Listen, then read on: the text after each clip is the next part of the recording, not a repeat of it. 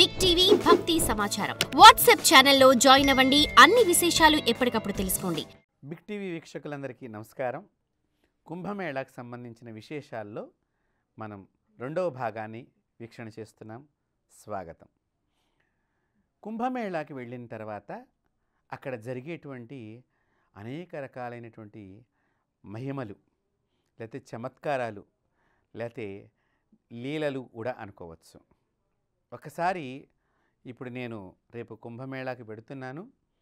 రేపు అంటే రేపని కాదు, వచ్చేటువంటి రోజుల్లో. గతంలో కూడా నేను కుంభమేళాకి వెళ్ళటం జరిగింది. అప్పుడు నేను స్నానం చేసి ఒడ్డున దగ్గర కూర్చుని జపం చేసుకుంటుంటే నాకు 3 పవిత్రమైనటువంటి దేవతాత్మలు కలిగినటువంటి సూక్ష్మ శరీరాలు నాకు కొద్ది దూరంలో వచ్చి నిలబడ్డాయి. ఇలాంటి సూక్ష్మ శరీరాలుగా వచ్చి కొంతమంది స్నానాలు చేస్తూ ఉంటారు. అది ఎంత అనుభూతి అంటే అంత అనుభూతి, అది వర్ణించలేనటువంటి అనుభూతి. దీనికి సాక్ష్యంగా కూడా మనుషులు ఉన్నారు. అలాగే అంటే నా పూర్వజన్మ సుకృతం చేతను, మా అమ్మా నాన్నల ఆశీర్వచన ఫలితం చేతను, నాకు దొరికినటువంటి నా మంత్ర గురువులు, లేదా అనేక మంది యొక్క గురువుల యొక్క విశేషమైనటువంటి ఆశీర్వచన ఫలితము నేను అలా చూడగలుగుతున్నాను అన్నమాట. సో నేను ఒకసారి కాశీకి వెళ్ళినప్పుడు కూడా గంగ ఒడ్డున కూర్చొని స్నానం చేసేటప్పుడు, స్నానం అయిపోయిన తర్వాత నేను కూర్చొని జపం చేసుకున్న సందర్భంలో వేరే వాళ్ళు కూడా నా దగ్గర నిలబడ్డారు. నన్ను ఒకళ్ళు, ఏమంటే మీరు కాశీకి వెళ్ళినప్పుడు నాకు ఒకసారి చెప్పరా, మీరేవో సిద్ధపురుషులను చూశారన్నారు కదా, మరి నాకు కూడా కనిపిస్తారో లేదో నేను కూడా చూస్తాను అని చెప్పి అతను కూడా కొంచెం ఈ దివ్యాత్మలను చూసేటువంటి టెక్నాలజీ అని మీ భాషలో చెప్పాలి అంటే టెక్నాలజీ అంటే సాధన, మా భాషలో సాధన అంటాం, మీ భాషలో టెక్నాలజీ అంటాం. సో అలాంటి కొద్దిగా నేను సాధన చేశాను అని అన్నాడు. సరే, నేను సడన్గా కాశీ వెళ్ళిపోవటం జరిగింది. నాతో పాటు ఒక శిష్యుడు ఆ యాత్రలో భాగంగా రావటం జరిగింది. అప్పుడు అతను గుర్తుకొచ్చాడు, నాకు చెప్పమన్నాడు కదా అని చెప్పి. అప్పుడు వెంటనే నేను అతనికి ఫోన్ చేసి, నాతో పాటు ఎవరున్నారు, గురువుగారితో పాటు ఎవరున్నారు, ఒకసారి అతన్ని ధ్యానంలో చూడమని చెప్పినప్పుడు అతను అక్కడ ధ్యానం చేసి తను నా శిష్యుడికి చెప్పాడు, గురువుగారి దగ్గర ఎవరో ఒక స్త్రీ మాతృమూర్తి, 2 పురుషులు వేరే దూరంగా కూర్చుని గురువుగారిని చూస్తూ ఉన్నారు అని అతనికి గోచరమైనట్లుగా చెప్పడం జరిగింది. అలాగే నేను కూడా అది అతను చెప్పిన దాన్ని ఏకీభవిస్తూ వాడి దృష్టాంతంలో, అంటే ఆ శిష్యుడు ఎవరైతే ఇంకొకరికి ఫోన్ చేసి చెప్పాడో ఆ ఫోన్లో చెప్పినటువంటి అవతల వ్యక్తి ఎవరైతే ఉన్నారో అతని దృష్టాంతంలో జరిగినది నిజమేనని ఈ శిష్యుడికి చెప్పడం కూడా జరిగింది. అంటే చూడాలి అనేటువంటి టెక్నాలజీ మనం సంపాదించుకుంటే ఎక్కడి నుంచైనా కూడా దివ్యాత్మ స్వరూపులు మనకు కనిపిస్తూ ఉంటారు. కాబట్టి ఇలాంటి దివ్యమైనటువంటి ఆత్మస్వరూపులు సూక్ష్మ శరీరం ద్వారా వచ్చి అక్కడ స్నానం చేస్తూ ఉంటారు. కొంతమంది ఏమో డైరెక్ట్గా వచ్చి చేస్తూ ఉంటారు కుంభమేళాలో. అలాంటి వాళ్ళు అనేక మంది వస్తూ ఉంటారండి. మీకు తెలియదు, వేవేల మంది వస్తూ ఉంటారు. నాగ సాధువులు, రకరకాల గాణపత్యంలో ఉన్నటువంటి వారు, శాక్తేయంలో ఉన్నటువంటి వారు, సౌరవ్యంలో ఉన్నటువంటి వారు, వైష్ణవంలో ఉన్నటువంటి వారు, శైవంలో ఉన్నటువంటి వాళ్ళు, షణ్ముఖంలో ఉన్నటువంటి వాళ్ళు, అనేక రకాలైన మంత్ర పుంగవులందరూ కూడా వచ్చి అక్కడ స్నానం చేసేటప్పుడు వారు కూడా ఆ జపం చేస్తూ ఆ నీళ్ళల్లో నిలబడి స్నానం చేస్తూ జపం చేసుకుంటూ ఉంటారు. ఆ సమయంలో దేవతలు వారి పిలుపు మేరకు అక్కడికి ఎదురుగుండా వచ్చి నిలబడతారు. ఈ మాయా నేత్రాల ద్వారా దాన్ని చూడలేం కాబట్టి అందరికీ అవి గోచరము కావు, కానీ కనిపించే వాళ్ళకి కనిపిస్తూనే ఉంటాయి. అది కుంభమేళా యొక్క చాలా ప్రాధాన్యత. చనిపోయిన వాళ్ళని కూడా నేను దర్శనం చేసుకోవటం జరిగింది. అలాగే ఒకసారి నేను ఇలాంటి నదీ స్నానాలకు వెళ్ళినప్పుడు కూడా ఈ చనిపోయినటువంటి వాళ్ళు ఎవరికైనా పట్టి పీడిస్తూ ఉంటారు. ఆ పట్టి పీడించినటువంటి, అంటే మనం దెయ్యము భూతము అని చెప్తూ ఉంటాము, వాళ్ళ గురించి కూడా నాకు వాళ్ళేం చుట్టాలేం కాదు, నాకేం వాళ్ళు తెలిసిన వాళ్ళు కాదు. నేను వాళ్ళకు ఒక మంత్రం వేసి వాళ్ళ మీద ఉన్నటువంటి ఆ ప్రేతాత్మను బయటికి పంపించాలనే ఉద్దేశంలో ఆ ప్రేతాత్మ నా మాటకు అంగీకరించేది శరీరాన ఎవరికైతే పట్టుకున్నదో ఆ పట్టుకున్న శరీరాన్ని నుంచి బయటికి వెళ్ళిపోయినందుకు గాను నా మాటని గౌరవించింది అనే ఒక భావనతో నేను వారికి గయలో కాశీలో పిండ ప్రదానాన్ని కూడా పెట్టడం జరిగింది. ఎందుకు ఇది అంటే వారికి ఉత్తమ జన్మ కలగాలి, తద్వారా వాళ్ళు మనల్ని ఆశీర్వచనం చేస్తారు. కాబట్టి ఎవరి ఆత్మ అయినా కనిపించవచ్చు, మీ స్నేహితులు కనిపించవచ్చు, చనిపోయినటువంటి వారు మీ చుట్టాలు కనిపించవచ్చు. కాబట్టి ఎవరైనా కూడా మీకు ఏదో ఒక విషయాన్ని అందించాలి, ఈ శరీరం నుంచి బాధను పోగొట్టుకోవాలి, మళ్ళీ తిరిగి మంచి జన్మనెత్తాలనేటువంటి సూచనలు ఇస్తూ ఉంటారు. మీరు నిజంగా దైవశక్తి సంపన్నులైతే ఆ విషయాలన్నీ కూడా మీకు తెలుస్తూ ఉంటాయి. తద్వారా వాళ్ళకి మనం ఏదైనా చేయగలిగినప్పుడు ఉత్తమ జన్మెత్తడానికి మనం వాళ్ళకి అవకాశం ఇచ్చామనే ఉద్దేశంగా మన ఇంట్లో ఉన్న దోషాలు, మనకు పట్టినటువంటి పాపాలు, చీడ పీడ వ్యాధుల యొక్క బాధలు కూడా తొలగిపోతూ ఉంటుంది. అంతేకాదండి, కుంభమేళాలో స్నానం చేస్తే చాలా రోగాలు పోతాయి. అదేంటండి, కుంభమేళా ఏదన్నా వైద్యానికి సంబంధించిన మందు బిళ్ళ వేసుకుంటే రోగం పోతుందని చెప్తున్నారు, కానీ కుంభమేళాకి వెడితే ఎలా పోతుంది అంటే, చాలామంది మన భారతీయులు కూడా దీనిలో చాలా తప్పు చేస్తున్నారు. ఇతర దేశం వాళ్ళతో కాదు, ముందర మొట్టమొదటి చేసేది మన భారతీయులే. పరాయి వాళ్ళు మనం చెప్పిన మాట మీద ప్రయోగాలు చేసి వాళ్ళు తెలుసుకుంటున్నారు. మన వాళ్ళే మన దాన్ని కించపరుచుకుంటున్నాము. ఎప్పుడైనా బాగా గుర్తుపెట్టుకోండి, ఏది కూడా పరిశోధన చేయకుండా చెప్పరాదు. మన భారతీయ ఋషులు పరంపర అంతా కూడా అరిటాకులో భోంచేస్తే మంచిది అని చెప్పింది. అలాగే రాగి చెంబులో నీళ్లు తాగితే మంచిదని చెప్పింది. మట్టి కుండలో నీళ్లు తాగితే మంచిదని చెప్పింది. ఇతర దేశస్తులు నీళ్ళని ఎండాకాలంలో దాయటానికి చల్లని ఫ్రిడ్జ్లు అనేది కనిపెట్టారు. తద్వారా నీళ్లు తాగటం మూలకంగా ఇప్పుడు కరోనా సమయంలో కానీ మీరు అబ్జర్వ్ చేసినట్లయితే చల్లనీళ్ళు తాగటం వలన వ్యాధులు ప్రబలుతున్నాయి. నీళ్లు తాగితే వ్యాధులు ప్రబలించడం ఎట్లా అవుతుందండి అంటే, చల్లనీటిలో దాని యొక్క లక్షణాన్ని కోల్పోతుంది. ఈ మధ్యకాలంలో అందరూ కూడా నీటిని మరిగించి చల్లార్చుకుని తాగటం, గోరువెచ్చని నీళ్లు తాగటం ఇత్యాది విషయాలన్నీ చేస్తున్నారు. అంతేకాదండి, నదిలో స్నానం చేస్తే రోగం ఎట్లా పోతుంది అంటే, దేవతలు వచ్చి స్నానం చేస్తారు. వారు మీకు తెలియకుండా మీ శరీరాన్ని స్పర్శ చేయవచ్చు. ఆ భగవంతుడు ఎందుకు కనుక మీకు నిజంగా ప్రేమ, ఎంతటి ప్రేమ ఉండాలి తెలుసా అండి, మీ చిన్నప్పుడు పసిపాలుడుగా ఉన్నప్పుడు లేకపోతే చిన్న వయసులో ఉన్నప్పుడు అమ్మా నాన్నల్ని మనం ఎంతలాగా ప్రేమిస్తామో భగవంతుని ఆ మాదిరిగా ప్రేమించాలి. కొత్తగా పెళ్ళైనటువంటి వాడు భార్యను కానీ లేకపోతే భర్తను కానీ ఆమె అయితే ఎంత ప్రేమగా ఉంటారో ఆ విధంగా మనం భగవంతుని ఆరాధన చెయ్యాలి. వృద్ధాప్యంలో ఉన్నటువంటి వాళ్ళు తన పిల్లాడు వచ్చి నాకు సహాయంగా నిలబడతాడని ఎదురు చూసేటప్పుడు ఎలాగైతే ఆ వృద్ధుడు ఆ పిల్లాడు గురించి ఎదురు చూస్తూ ఉంటాడో, భక్తుడు కూడా భగవంతుడి గురించి ఆ మాదిరిగా నిర్మలమైనటువంటి మనసుతో ఎదురు చూడాలి. చూచినప్పుడు తప్పకుండా మీకు భగవంతు దర్శనం కలుగుతుంది. బిగ్ టీవీ ప్రేక్షకులందరికీ నేను ఇది ఛాలెంజ్గా చెప్తున్నాను. నేను భగవంతుడిని చూచాను, మీరు కూడా చూడగలరు. కాబట్టి తెలుసుకోండి నా హిందూ బంధువులారా, హిందూ శాస్త్రాలన్నీ కూడా చాలా గొప్పవి, చాలా విచిత్రమైనటువంటివి. అవి అర్థం చేసుకోవాలి అంటే ఫారినర్సు భారతీయులకు సంబంధించిన ఏకాదశి ఉపవాసం గురించి కొన్ని కోట్లు ఖర్చు పెట్టి ఏకాదశి ఉపవాసం మంచిది అని చెప్పాడు. వాళ్ళు కోట్లు ఖర్చు పెట్టి మంచిది అని చెప్పారు. మన వాళ్ళు రూపాయి ఖర్చు పెట్టకుండా ఏకాదశి వ్రతం చెయ్యండి అని చెప్పారు. ఎవరు గొప్పవాళ్ళు చెప్పండి? అరిటాకులో భోజనానికో, రాగి చెంబుల నీళ్ళకో, మట్టి పాత్రలో భోజనం మంచిదని చెప్పడానికో కోట్లు ఖర్చు పెడుతున్నారు వాళ్ళు. అలాగే వద్దన్నవన్నీ సృష్టించారు, ప్లాస్టిక్ ఇవన్నీ. ఇప్పుడు ప్లాస్టిక్ వాడద్దు, ప్రపంచానికి నాశనం అని మళ్ళీ అడ్వర్టైజ్మెంట్ చేస్తున్నారు. చూడండి, వాడించింది వాళ్ళే, వాడద్దు అన్నది వాళ్ళే, గుర్తుపెట్టుకోండి. కాబట్టి మీరు దయచేసి హిందూ భారతీయ సనాతన ధర్మము, వేదాలు, ఉపనిషత్తులు, పురాణాలు అన్నీ కూడా ప్రకృతిని ప్రేమించండి, అది మిమ్మల్ని రక్షిస్తుంది. అందుకనే భారతీయ సనాతన ధర్మంలో చెట్టుకు పూజ, పుట్టకు పూజ, రాయికి పూజ, మట్టికి పూజ, నీళ్ళకు పూజ, చివరికి మనకి మనమే పూజ చేసుకోవటమే. మాతృదేవో భవ, పితృదేవో భవ, ఆచార్య దేవో భవ. ఒక మనిషికి కూడా పూజ ఉన్నది, ఒక జంతువుకి పూజ ఉన్నది. కాబట్టి ఈ కుంభమేళాలో ఏ పవిత్ర శక్తులు వస్తాయో తెలియదు, ఎలాంటి రూపాలుగా వస్తారో తెలియదు. ఎంత మహిమాన్వితమైనటువంటి యోగి పొంగవులు వచ్చి వారి మంత్రంతో స్నానం చేస్తున్న సందర్భంలో మీరు ఒక్కసారి వారి పక్కన నిలబడి చూడండి, మీరు కూడా మహాత్ములుగా మారగలుగుతారు.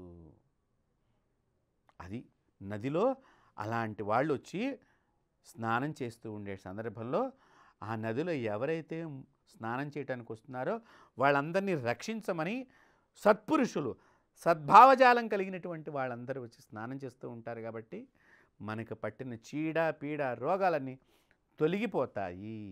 అంతేకాదు, అసలు నదిలో స్నానం చేస్తే పుణ్యం ఎందుకు వస్తుంది, నదిలో స్నానం చేస్తే రోగం ఎందుకు పోతుంది? కుంభమేళ అంటే ఏంటనుకున్నారు? ఏదో ఇందాక కుండని చెప్పారు, కలసమని చెప్పారు అనుకోమాకండి. దేవదానవుల యుద్ధం జరుగుతున్నప్పుడు అమృత బిందువులు కింద పడిపోకుండా నలుగురు కాపాడారు. దానిలో మొట్టమొదటివాడు బృహస్పతి. ఆ బృహస్పతి ఈ కుంభమేళా సమయంలో కొంచెం అమృత లక్షణాలు కలిగినటువంటి జలాన్ని ఈ నీళ్ళల్లోకి వేస్తాడట. ఎవరైతే ఆ వేసిన సమయంలో స్నానం చేస్తారో వాళ్ళ శరీరానికి అమృతం పట్టుకుని రోగాలు పోతాయి, పాపం పోతుంది. కావాలంటే మీరు ఈ వాటర్ని పట్టుకొచ్చి ప్రయోగశాలలో ప్రయోగం చేసిన వాళ్ళు చాలామంది ఉన్నారు. కాబట్టి ఆ నీటికి అమృతత్వం ఉంటుంది. ఇందాకే నేను చెప్పాను, మీరు ప్లాస్టిక్లు వాడద్దు. ఈ మధ్యకాలంలో ప్లాస్టిక్ అయిపోయి అది కరగట్లేదు. మరి దానివల్లనే కదండి రోగాలు. ఇతర దేశాల వాళ్ళు వాడద్దు అన్నదానల్లా వాడారు, రోగం తెచ్చుకున్నారు. వాడమని చెప్పిన దాన్ని మానేశారు. మనం వాళ్ళు గొప్పవాళ్ళు అని మనం అనుకుని మన దాన్ని వదులుకొని మన దేశంలోకి అన్నీ తెచ్చుకుని రోగాలు తెచ్చుకుంటున్నాము. దీన్ని మీరందరూ కూడా దయచేసి గమనించాలి. నేను ఎవరిని కూడా విమర్శన చేయటం లేదు, ఏ ఒక్కరిని విమర్శ చేయటం లేదు. తెలుసుకోండి నా హిందువుల్లారా, నా దేశ బంధువుల్లారా, నా భారతీయుల్లారా, మన శాస్త్రం చాలా గొప్పది. శాస్త్రం అంటే నిజమైనటువంటిది, నిక్కచ్చిగా చెప్పేటువంటిది, నిన్ను రక్షించేటువంటిది. కాబట్టి అమృత జలము ఆ సందర్భంలో ఆ నీళ్ళల్లోకి బృహస్పతి వారు దేవగురువు. బృహస్పతి ఎవరంటూ దేవగురువు, సాక్షాత్తు దేవతలందరికీ గురువు అయినట్టు అంటే ఆ గురువు గారు వచ్చి ఆ నీళ్ళలో పవిత్రంగా ఆయన కలశంలో రోజు పట్టుకున్న నీళ్ళని ఒక పాటి చుక్కని ఆ దానిలో వేయటం మూలకంగా దానిలో ప్రాణశక్తి వస్తుంది. దానికి విశేషమైనటువంటి బలం సంప్రాప్తమవుతుంది. తద్వారా ఆ కుంభమేళ ప్రారంభమవుతుంది. కాబట్టి అందువలన రోగాలు పోతాయి, అందువలన పాపాలు తొలగిపోతాయి మనుషులందరికీ. కావున ఈ కుంభమేళ యొక్క సమాచారాన్ని మీ అందరికీ అందించాలనేటువంటి ససంకల్పంతో బిగ్ టీవీ వారు చేస్తున్నటువంటి ప్రయోగానికి నేను వారికి అనేక అమ్మవారి ఆశీస్సులు అందిస్తూ ఆ ఛానల్ వారికి, అలాగే ఈ కుంభమేళాలో ఇంకేం చెయ్యాలి, 5 రాజస్థానాలని చెప్పాను. 5 రాజస్థానాల్లో విశేషంగా ఈ సంవత్సరం వచ్చేటువంటి మరో గొప్ప రాజస్థానం గురించి చెప్తాను. అక్కడ 3 నదుల సంగమం అండి. ఈ ప్రయాగరాజ్లో గంగా, యమున, సరస్వతి. గంగాదేవి ఇటించి వస్తుంది, యమునాదేవి ఇలా వస్తుంది. ఈ 2 కలిసే చోట కింద నుంచి సరస్వతీదేవి వస్తుంది. మీకు తెలియటానికి నేను ఇవన్నీ చూపిస్తున్నాను ఇలా చేతులతో. గంగ ఇలా వస్తుంది, గంగ నీరు తెల్లగా కనిపిస్తుంది. యమున ఇలా వస్తుంది, యమున నీరు నల్లగా ఉంటుంది. ఈ 2 కలిసే మధ్యలో సరస్వతి వస్తుంది. ఈ సంవత్సరం ఆ సరస్వతీదేవి యొక్క పుట్టినరోజు కూడా ఈ కుంభమేళాలో వస్తోంది. అది మాఘమాసంలో సంప్రాప్తమవుతోంది. అదొక రాజస్థానం. సరస్వతీదేవి పుట్టినరోజున మనం స్నానం కనుక చేసినట్లయితే మన పిల్లలందరికీ కూడా చక్కని చదువు లభిస్తుంది, విద్యావంతులు అవుతారు, గుణవంతులు అవుతారు, సద్బుద్ధి కలిగినటువంటి దేశభక్తులు అవుతారు. కాబట్టి ఇలాంటి గొప్ప సంగమమైనటువంటి విశేషాల సమాహారమే ఈ కుంభమేళ. అక్కడ అనేక రకాలైనటువంటి సంప్రదాయం కలిగిన వాళ్ళు వస్తారు. భారతదేశము అనేక రకాలైనటువంటి సంప్రదాయాల సమాహారం, అనేక భాషల సమాహారం, అనేక ఆచారాల సమాహారం. అలాంటి వాళ్ళందరూ కలిసి ఆ కుంభమేళా దగ్గర ఒక్కసారి మనం దర్శనం చేసుకున్నట్లయితే ఆ మహాకుంభలో సర్వదేవతలు వచ్చి స్నానం చేసే సందర్భంలో మీరు ఆ ప్రదేశంలో నిలబడ్డా కూడా మీకు తప్పకుండా భగవంతుడి యొక్క అనుగ్రహం కలుగుతుందని చెప్పడంలో ఎటువంటి అనుమానం లేదు. కావున చక్కగా నదుల దగ్గరికి వెళ్ళి మీరు ప్రయాగరాజులో జరిగేటువంటి త్రివేణి సంగమంలో మీరు స్నానం చేసి, వేణీ స్నానం అని కూడా ఉంటుందండి. భార్యాభర్తలు కనుక వెళ్ళినట్లయితే ఆ నదిలో స్నానం చేసి మీరు అక్కడ వేణీ స్నానం చేయించండి అని సంకల్పం ఎవరినని అడిగితే అక్కడ అర్చక స్వామి వారు చెప్తారు, ఆ పురోహితుడు చెప్తాడు. నది ఒడ్డునే ఉండేటువంటి దేవాలయాల్లో ఉండే అర్చకులు కానీ, ఆ నది ఒడ్డున ఉండే పురోహితుడు కానీ చెప్తాడు, భార్యను ఒళ్ళో కూర్చోబెట్టుకోవాలి, జడ వెయ్యాలి. 3 రకాలైనటువంటి దోషాలు భార్యకు సంప్రాప్తమవుతాయి. ఆ భర్త ఆ 3 దోషాలని కట్ చేస్తూ ఉంటాడు. 3 సార్లు జుట్టుని కట్ చేసి ఆ నదిలో వేస్తారు. అప్పటి నుంచి ఆ స్త్రీకి దోషాలు నివృత్తి అయిపోతాయి. అంత గొప్పదండి నా భారత జాతి సంస్కృతి. కాబట్టి అలాంటి వేణీ స్నానం అక్కడ చాలా విశేషప్రదమైనటువంటిది. స్త్రీ మాతృమూర్తులందరూ కూడా మీ భర్తతో చక్కగా, అలాగే నా హిందూ సోదరులారా, మీరందరూ పెళ్ళైన వాళ్ళైతే కనుక మీ శ్రీమతిని చక్కగా తీసుకుని వెళ్ళి ఆ వేణీ స్నానంలో మీరందరూ కూడా పునీతులవ్వాలి. ఆ త్రివేణి సంగమంలో, అందుకనే త్రివేణి, 3 నదుల యొక్క వేణులు, 3 నదుల యొక్క సంగమము. కాబట్టి అక్కడ గనక త్రిమూర్తులు, గంగాదేవి శివుడితో ఉంటుంది, సరస్వతీదేవి బ్రహ్మతో ఉంటుంది, యమున కృష్ణ భక్తురాలు కృష్ణుడితో ఉంది. అందుకని త్రిమూర్తుల యొక్క కలయికతో అక్కడ నదులు ప్రవహిస్తూ ఉంటాయి. ఆ నదీ సంగమంలో భారతీయ పురాణాలు, భారతీయ ఇతిహాసాలు, భారత ధర్మాలు ఏ విధంగా స్నానం ఆచరించమని చెప్పినాయో ఆ విధంగా స్నానం ఆచరించి మనం పుణ్యంతో పాటు ఆరోగ్యాన్ని సంపాదించుకుని మన ఇంటికి తిరిగి రావాలి. కాబట్టి ఎవరైతే వెడుతున్నారో వెళ్ళే వాళ్ళందరూ కూడా మీ యొక్క ఆరోగ్యానికి సంబంధించిన వైద్యులు చెప్పినటువంటి పద్ధతిని పాటిస్తూ మందు బిళ్ళలు, అలాగే ప్రస్తుతం చలి ఎక్కువగా ఉంది కాబట్టి మీ వస్త్రధారణ కూడా కాస్త చలిని తట్టుకునేటట్టుగా వస్త్రధారణ చెయ్యాలి. అలాగే ఆహారాన్ని తక్కువగా తీసుకోండి. చలి ప్రదేశాల్లో ఆహారం చాలామంది తెలియదు, ఎక్కువగా అంటే రోజు తిన్నట్టుగా తిందామన్నట్టుగా వాళ్ళు పాపం తింటారు. అది వారి తప్పు కాదు, వాళ్ళని మనం వేరేగా అనుకోకూడదండి. అలా అనుకుంటే పాపం చుట్టుకుంటుంది. వారికి తెలియక తింటారు. ఆహారము చల్లని ప్రదేశాల్లో తక్కువ తినాలి. తినేది ఏదో వేడిగా వెంటనే తినేయాలి. తక్కువ తినటం మూలకంగా లోపల అరగటానికి గ్యాస్ ఉత్పత్తి అవుతుందండి. చలి వలన అరగక ఆ గ్యాసు లోపల ఉండటానికి ప్రదేశం కొంత ఉంచుకోవాలి. లేకపోతే వామిటింగ్స్, వాంతులు అయిపోయి మన శరీరం అంతా నీరసించిపోయే ప్రమాదం ఉంటుంది. కాబట్టి ఇక్కడ నేను మన టీవీ ప్రేక్షకులందరికీ కూడా తెలియజేస్తుంటే, దీనిలో మీ ఆరోగ్యం కూడా మాకు ముఖ్యం. మిమ్మల్ని పుణ్యస్థానం దాకా తీసుకువెళ్ళటమే కాదు, బిగ్ టీవీ చేస్తున్నటువంటి అశేషమైనటువంటి కృషి చాలా విశేషంగా చేస్తున్నారు. వీళ్ళ కృషికి మీ ఆరోగ్యం కూడా మాకు ముఖ్యమే. కాబట్టి మీరు తీసుకెళ్ళేటువంటిప్పుడు కొద్దిగా మాత్రలు కూడా, అంటే వైద్యులను అడిగి జ్వరం వచ్చినా, ఏదైనా ఒళ్ళు నొప్పులుగా, జలుబున్నా అవి కూడా మీరు దగ్గరగా పెట్టుకోండి. అలాగే మీరు నిత్యం వేసుకునేటువంటి కొంతమందికి కొన్ని బీపీ అని, షుగర్ అని బిళ్ళలు కూడా దగ్గర పెట్టుకోవాలి. గుండె జబ్బుల వాళ్ళు, ఏవో ఆపరేషన్స్ చేయించుకునే వాళ్ళు ఆ ట్యాబ్లెట్స్ కూడా దగ్గర పెట్టుకుని అక్కడ స్నానమైన తర్వాత, దేవుణ్ణి చూసిన తర్వాత మళ్ళీ తిరిగి మీ ఇంటికే తిన్నగా రావాలి. మధ్యలో అటు ఇటు ఇంకా అక్కడికి ఎక్కడికో వెళ్ళామని ఇంకోటి ఏదో దర్శనం చేసొద్దామని మాత్రం దయచేసి అనుకోవద్దు. వాతావరణం బాగా లేనప్పుడు క్షేమంగా వెళ్ళి లాభంగా ఇంటికి వచ్చి ఆ తెచ్చిన జలాన్ని ఇంట్లో పూజ చేయాలి. ఫస్ట్ మొట్టమొదటిగా మీరు చక్కగా ఆ కుంభమేళా నుంచి నీళ్లు తెచ్చుకున్నట్లయితే ఆ నీళ్ళని ఒక మరచెంబులోనో ఒక రాగి చెంబులోనో మీరు తెచ్చుకున్నట్లయితే, అక్కడ ఏదన్నా దొరికితే కొనుక్కునేవి వాటి తెచ్చుకున్నట్లయితే ఆ డబ్బాలలో నీళ్ళని తెచ్చుకున్న వాటిని పూజించాలి. మొట్టమొదట పూజించిన నీరుని మొట్టమొదటిగా కొన్ని మీ చేతిలో వేసుకుని మీ దేవతా మందిరాన్ని శుద్ధి చేయాలి. తద్వారా మీ దేవతా మందిరంలో ఉండేటువంటి ఏదైనా తగలరాని చెడు శక్తి తగిలి ఉంటే కనుక అది తొలగిపోతుంది. తర్వాత ఆ నీటిని మీ ఇంట్లో రాని వాళ్ళందరి చేత స్నానం చేయించాలి. అలాగే మీ ఇంటి పక్కల చుట్టుపక్కల వారందరికీ కూడా కొంత నీరునిచ్చి వాళ్ళకు కూడా ఈ నదీ స్నానం చేసే భాగ్యాన్ని మనం కల్పించడం ద్వారా మనకి పరిపూర్ణమైనటువంటి పుణ్యం లభిస్తుంది. కావున కుంభమేళాకి వెళ్ళే సమాచారాన్ని మేము మీకు పూర్తిగా అందించామని అనుకుంటూ, మీరందరూ కూడా ఆరోగ్యవంతులమైనటువంటి శుభప్రదమైనటువంటి మహాకుంభలో స్నానం చేసినటువంటి పుణ్యవంతులుగా, చక్కని ఆ అమ్మవారి భక్తులుగా, భగవంతుని సేవకులుగా, దేశభక్తులుగా మారాలని చెప్పి కోరుకుంటూ స్వస్తి. For more videos like this, subscribe Big TV channel.